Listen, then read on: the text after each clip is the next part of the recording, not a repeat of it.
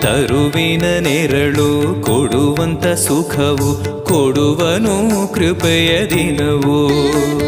ಸ್ಥಿರ ಇರುವ ಮನ ಎನಗಿರಲಿ, ಶರಣಾಗತಿ ಎಂದು ಬರಲಿ.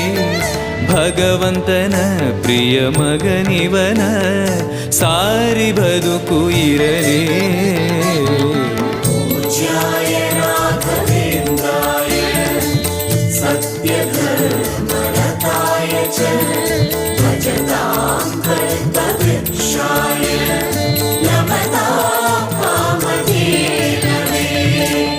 ಆಲಯವೆಂದರೆ ಮಂತ್ರಾಲಯವೇ, ಬೇರೆ ನಾ ಅರಿಯಲಾರೆ.